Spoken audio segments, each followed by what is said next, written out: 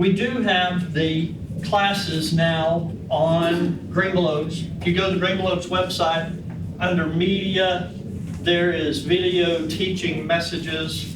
Wasn't my title, but that's what they titled the little subcategory. So you can go there and get last week's messages and messages going forward.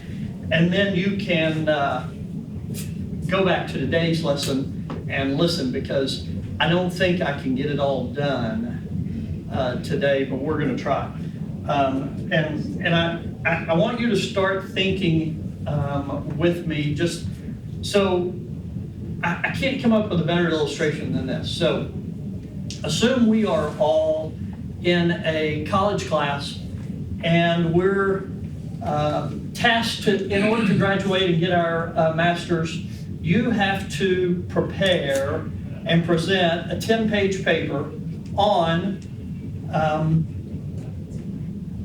the introduction of the smartphone and how it has changed how we access information and how social media is changing our culture. That's your assignment. 10 pages, I'm sure all of you can just run with that very easily. Now, the thing that you have to think about is, do you want that paper graded at the end of the month? Or do you want to write your paper and then let's wait 2,000 years to grade it? Based on what we know 2,000 years from now, your thesis paper is probably going to sound fairly dumb, because what is going to take place over the next 2,000 years, when we look back at that, it's probably going to be just a blip on the radar, because really the advent of the iPhone and accessing media that way is only about 10 years old. So fast forward 2,000 years and just think about what the difference is going to be, right? And so you got to do that when you're reading the Old Testament. What did they know 3,000 years ago when they were writing this out? What were things that were prevalent then that now, 3,000 years later, we look back and go, well, why were they thinking that? Well, it's because that's what their view was 3,000 years ago. And when we think about that, we have to do some assumptions based on what they were doing then versus what we do now. And so I think a fairly decent argument that can be made is, if I ask you, okay, it's October the 1st, what are you doing for Thanksgiving? Or what are y'all doing for Christmas? Well, instantly you know what Thanksgiving means, and you know what Christmas means, and you know what your plans are going to be, and you know all the details around Thanksgiving. I don't have to go into a long 10-minute dissertation about, well, let me tell you the history of Thanksgiving. It rolls back, it's a U.S., Thanksgiving is a U.S. holiday, and then I spend 20 minutes telling you what Thanksgiving's about. If I did that, if I ask you, hey, what are you doing for Thanksgiving? Now, before you answer, let me remind you what Thanksgiving is. You would look at me and go, dude, I know what Thanksgiving is. You don't have to tell me what Thanksgiving is. We have the same thing when we read the Old Testament. When we read the Old Testament, there are anchor points that they know automatically that transcend time that we don't think about. And so I'm gonna kind of unpack last week a little bit. So last week we talked about really creation and the story of Eden. Okay, Eden is really a created place where spiritual Elohim can meet with the physical image bearers, and Yahweh can be in family relationship with physical beings. That's what they thought about when you talk about the Eden story. This is a place. This is a place where spiritual and physical meet together in family relationship. That's what they thought about when they thought about Eden. We think about Eden and say, oh, well, you have the sin and the fall, and you focus on the sin and the fall. That is not what they thought about, okay? The other story that you get in Eden is there are spiritual adversaries that are opposed to Yahweh's family, okay?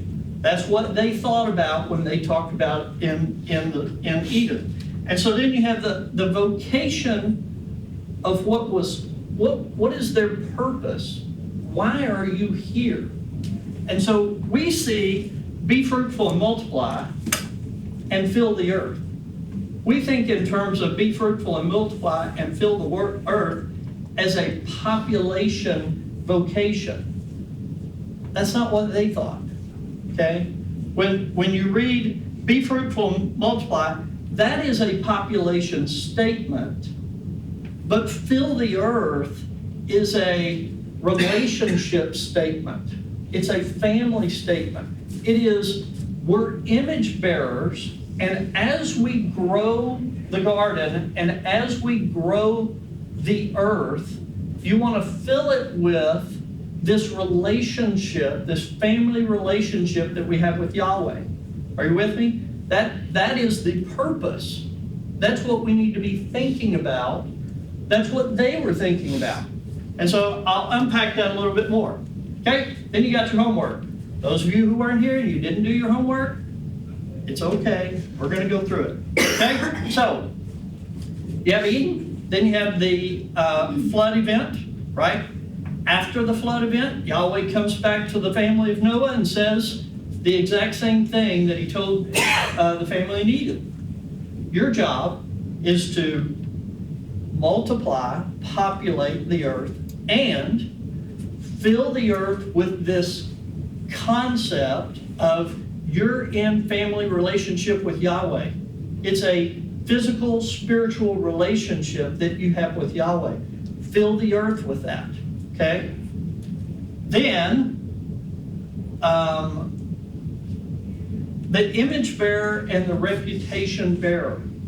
We don't think about Genesis 1 in the image bearer sense. That's what they thought about. I'm here, my role is to portray and show you what Yahweh looks like. I'm his image bearer. I'm his reputation bearer. When you see me, you get the concept of what Yahweh is, okay? That's what they thought about. That's not what we anchor point to, but it's what we should anchor point to. So, then we have the Tower of Babel event. We do not really understand the Tower of Babel event, and we don't anchor point to it. When we're little bitty in nursery rhymes and in elementary school, we just kind of glaze over the Tower of Babel. But I want to point it out to you because as we go forward, a lot of what you read in the Old Testament toggles back to this event. So, the whole world had one language, one common speech. As people moved eastward, they found the plain of Shinar, and they settled there. They said to each other, "Come, let us make bricks and bake them thoroughly." They used brick instead of stone, tar for mortar. Then they said, "Come, let us build ourselves a city with a tower that reaches to the heavens, so that we can make a name for ourselves." And when we read name, we think, oh, well, they want to be the Pattons, or they want to be the Boones. That's not what they were talking about. The word there in Hebrew is Shem. It is a reputation. It is an image. When they get to the plain, they said, let's build a tower and let's build a reputation for ourselves so that the whole world knows us and our reputation. Direct contradiction to what Yahweh said in Eden, what Yahweh said to Noah's family, because Yahweh wants his reputation, not their reputation. You see the difference? So, Yahweh sees the city, and he says, indeed, the people speaking the same language, they have begun to do this, then nothing they plan to do will be impossible. Come, let us go down and confuse. It's a key word. Their language, so they will not understand each other. So Yahweh scattered them from there over all the earth. They stopped building the city. That is why the place is called Babel, because there Yahweh confused the language of the whole world. And from there Yahweh scattered them over the face of the whole earth. We do not anchor point on this. We don't anchor point on this because we don't understand the language and what they were talking about. The word confuse used 2 times in the Old Testament, right here. And in Hebrew, the word doesn't really make sense, and it doesn't transfer for us because Hebrew is a concrete language. They don't really have words that are abstract. An abstract, confuse is kind of an abstract term. And so what the Hebrew used here is the word that means to pour out, to mix together. And so think in terms of if I had a blue paint bucket and a yellow paint bucket and I poured them out together, what I would get is confusion. That's what they thought when they talked about this. Now, when you read this word, suinkeo, that is Greek. And the reason why you go back and you pick up the Greek, so when the Old Testament is rewritten, translated into Greek in 300 BC, right? The Septuagint right here uses this word. And it's only used here in the Old Testament. When you read the New Testament, this word shows up about 4 more times, and it's all in Acts, okay? Part of your homework, just get ready, part of your homework is going to be to read this in Acts so that you fully understand what he's talking about here, okay? So then, fast forward, you get to Genesis chapter 12, the very next event after the Tower of Babel, you get the Abraham event. Yahweh comes to Abraham and he says, go from your country and your people and your father's household to the land I'm going to show you. Leave the family you're in, come be in family with me, okay? I will make you a great nation, I will bless you, and I will make your name, your reputation, your image, the image of you and I in relationship. I'm going to make that reputation great. I'm not going to make Abraham great. I'm going to make the relationship, the reputation of you and I in family relationship, I'm going to make that great. Now, us, 3,000 years ago, you see how that plays over into the New Testament? And this whole family idea and how we're image bearers of Christ?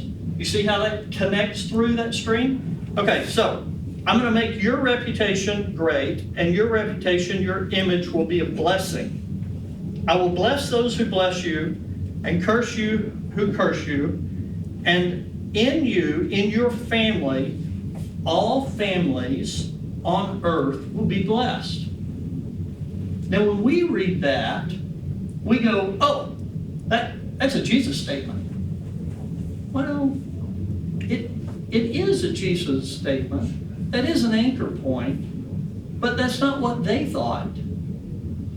When they had conversations about this, they didn't go, oh, hey, great. All families on earth are going to be blessed through some spiritual force that comes later in life. That is not what they thought. Okay? So, this becomes the driving narrative for the Israelites going forward. That this election and selection of Abraham's family, selected to make their reputation great, the intention is to be an image bearer, a reputation bearer in family relationship, physical with the spiritual. Back to the same thing we had in Eden, okay? Family, unconditional love, But like in your family, you got choices. It's an unconditional love, but it's not a forced relationship. You have your own free will. Called to be a blessing to the nations, and Israel is a salvation rescue plan to the other nations. This is what they thought. The other nations, and what nations are they talking about? Well, what we would say is, oh, well, you have the Israelites and you got the Gentiles. It is not what they thought, okay? So, let me unpack something for you before we get any further. Probably, in my opinion, I'll go on recording saying this. Probably, in my opinion, the problem that we have with English translations is the shortfall of what you read when you read your Bible and you read God in the Bible or the Lord in the Bible. Because we have been trained from the very beginning, you pick a verse, and if it says God, it is equal to Yahweh. That is not what they thought. And when you read the Old Testament, you need to be reading it from, okay, what did they say? Were they talking about Yahweh, or were they talking about other spiritual deity? Now what we say is, oh, well, there's only one God. There's only one God. There's only one Yahweh. And there are no other Yahwehs. There are no other gods. That is not what they thought. That is not what they believed. So when they use the word El, E-L, that is their singular definition of a spiritual deity. Okay? When they use Elohim, that is plural. That is gods, G-O-D-S. Sometimes the use of Elohim is Yahweh, is the powers of Yahweh, Jesus, and the Spirit. Sometimes it does point to that. Sometimes it points to other spiritual deity. Okay? That's what they believed when they talked about this. And so I'm going to try to give you a now 2023 definition of what they thought. Okay? So when I use the term divisional VP, regional VP, anybody who's been in the corporate world knows what a divisional VP is and what a regional VP. We think, okay, you have the CEO of the company, right? And below the CEO of the company, you have divisional, regional vice presidents. And then the regional vice president has a whole group underneath them. And their job as the regional vice president is to serve the company Kool-Aid and push everybody, manage everybody to the company's vision and mission statement, right? Now, we all know that some divisional, regional vice presidents are great. They give the corporate Kool-Aid out every day. They love the company. They push everybody to the same company goal. And then you have other divisional vice presidents who maybe they're not as good of a manager. And as time goes, they may leave and go to another company and take a whole division with them. And they all move to another company. Does all that make sense to everybody else? Do y'all tracking what I'm explaining there? That is something that we understand. It is not a very good explanation of what the Israelites thought, but it's the best that I can come up with in today's time. Because what they said, when the Israelites, what we would say original VP, the Israelites would refer them as the sons of God, the sons of El, okay?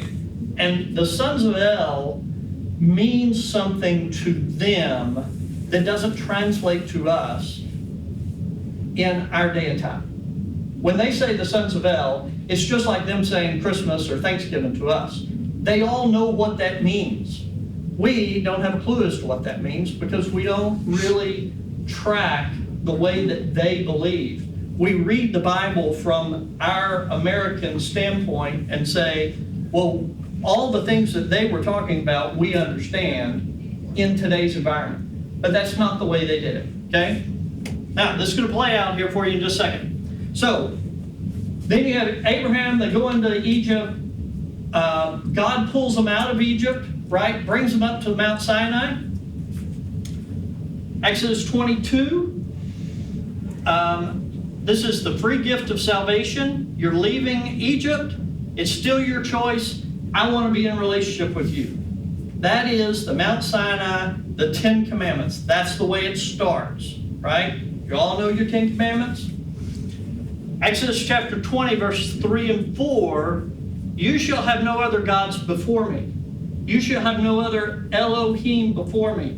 This is key because what we anchor point on is verse 4, where it says, don't create another idol. And we put those two together. But that is not what Yahweh said. Yahweh said, don't have any other relationships where this is an Elohim different than me. I'm your God. I'm your El.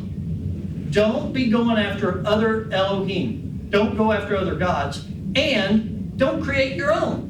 Those are two different commandments, okay? Then you get to 27, Exodus 27. You're an image bearer in family relationship with Yahweh. This is your role. You're going to go to the other nations and you're going to be my image bearer. Don't present the wrong image of me to the other nations. Why? Because you are the salvation plan to the other nations. To which they respond, Exodus 20, 18 and 20, we don't talk about this. Their response to the 10 Commandments are, we're scared. We don't want to talk to Yahweh anymore. We're scared of Yahweh. Moses, you go talk to Yahweh and you tell us what Yahweh says. That is a huge anchor point in a change in the family dynamic that Yahweh created. Okay? I'll show you how that plays out. We're going to skip Deuteronomy chapter 10. Y'all can deal with that on your own. Deuteronomy 32. So, from Mount Sinai, they come up to the promised land, and then you have the 10 were bad and 2 were good, and then we wander around the desert for 40 years. We come back up to the promised land, right? We get to the promised land, and Moses says, let me give you a song. Let me give you Just As I Am. Let me give you How Great Thou Art. Let me give you a song that all of you, if I said, let's all stand and sing Just As I Am, you know exactly what I'm talking about. Let's sing Blessed Assurance. All of y'all know what we're talking about. Deuteronomy 32, Moses gets up and says, let me give you a song. I'm going to give you a song that's going to transcend generations, and it's going to help tell the story. Because Deuteronomy 32 doesn't exist at the time. They can't go to Sunday school and say, okay, let's study Deuteronomy chapter 32. They say, let's sing the Song of Moses. Song of Moses, give ear, O heavens, I will speak and let you hear the words of my mouth. May my teachings drop as rain, my speech distill as the dew, like gentle rain on tender grass, and like showers upon the earth. For I will proclaim the reputation and the presence of Yahweh, and I will ascribe greatness to our God. The rock, his work is perfect, for all his ways are justice, and El, and God of faithfulness, and without iniquity, just and upright is he. It's key that Moses would say, your Yahweh is just and upright. Your Yahweh is just and upright, as opposed to some of the other gods that are out there. Your family, the Israelite family, has dealt corruptly with him. They're no longer his children because they're blemished. They're crooked and twisted generation. Is this how you repay Yahweh? You're foolish and senseless people. Is he not your Father who created you, who made and established you? Remember the days of old, consider the years of many generations. Ask your father, he will tell you. Ask the elders, he will tell you. Not go to your Bible and read, because they didn't have it. They said, go ask your dad. Go ask the elders. Go ask them what?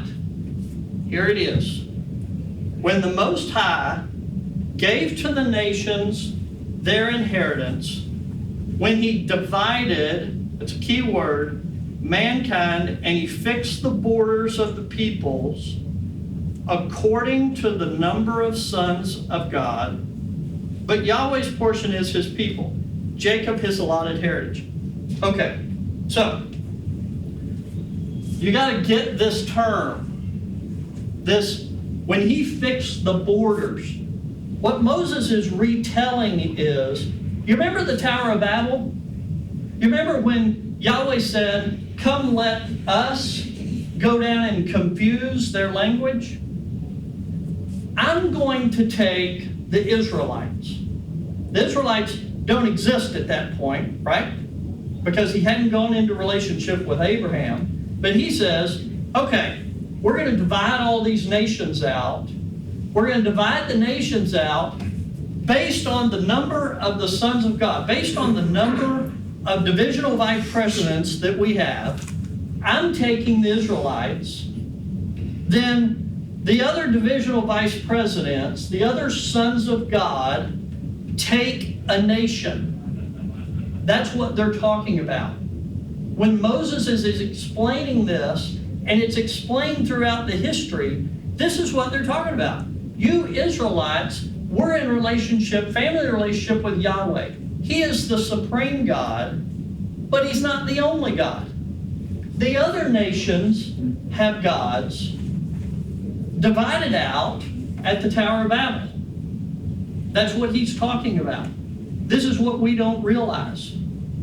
Okay? Now, once you get that concept, God scatters all the nations at the Tower of Babel. He takes Israel. Israel is going to be the salvation plan to all the other nations to come back into relationship with Yahweh. Am I making anybody uncomfortable? This is the first time anybody's heard this? This is what they're talking about. And this is the lesson that goes forward. And this division of the nations, he divided the nations at the Tower of Babel. Why is that even important? Why am I making such a big deal about that? Acts 2. When the day of Pentecost arrived, there were all together in one place. Suddenly there came from heaven a sound like a mighty rushing wind, and it filled the house where they were sitting, and divided tongues as of fire appeared on them and rested on each of them, and they were all filled with the Holy Spirit, and they began to speak other languages as the Spirit gave them utterance. When Luke is writing this, it hits them like a ton of bricks. They're like, oh my word. This is what Yahweh was talking about when they divided the nations at the Tower of Babel. This is the divided of tongues. Now watch what happens. Now there were dwelling in Jerusalem Jews, devout men from every nation under heaven. And this sound, the multitude came together, and they were. There's the next time that word appears. They were all confused because each one was hearing them speak in his own language.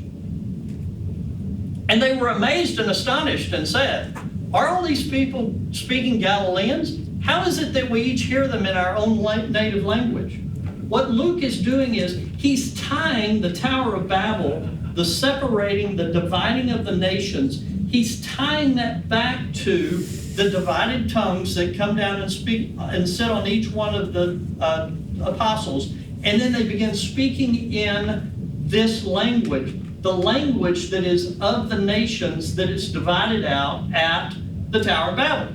How do you know that? Because then Luke tells us who was there. The Parthians, the Medes, the Elamites, the residents of Mesopotamia, Judah, Cappadocia, Pontus, and Asia, Syria, Pamphylia, Egypt, and the parts of Libya beginning in Cyrene, and visitors to Rome, both Jews and proselytes, Cretians and Arabians, we hear them telling in our own language the mighty works of God. What Luke does here is tell you, well, what are the nations of the world? There they are, right there. He's telling you that what nations were separated. We're the Israelites. We're in relationship with Yahweh. The other nations were separated out. The other nations of the world, here's the list of them at that point in time. And so Luke is telling you, hey, when Yahweh separated them out and they were other under gods, other sons of El, that all is brought back in at the Christ event. You see the connection? We miss that because when we read this list, we're like, okay, well, there's a whole bunch of names and nations I don't even understand. Luke understood them. And everybody there understood them because they anchor point on the Tower of Babel event. You with me? And when we go forward from Deuteronomy 32, this is what they're thinking. They're not thinking about Acts 2. They're thinking, we're Israelites. God carved us out of all the other nations. And then you got all those other nations under other sons of God, other vice presidents. Some regions have a great vice president who point them to Yahweh. Other nations don't follow that. Other nations serve a different God with a different company Kool-Aid. Does that make sense? So then when you go into the promised land, into Canaan, this is why when you read who they are killing and who they are not, there are reasons behind that. It's just not, hey, Israelites, okay, you're going into the promised land. Let's see. Let's kill these people and don't kill these people. Well, the difference is, well, who is their God? And what is their God telling them to do? When they get to Moloch, and Moloch's saying, sacrifice your children to me, Yahweh's like, that is not the company Kool-Aid. That is not what I stand for. You people are a problem, and you're going to draw the Israelite nation into that deception. So we need to just start over with this nation. When you read Genesis chapter 6, the pre-flood event that you just kind of read through and go, I don't know what that means.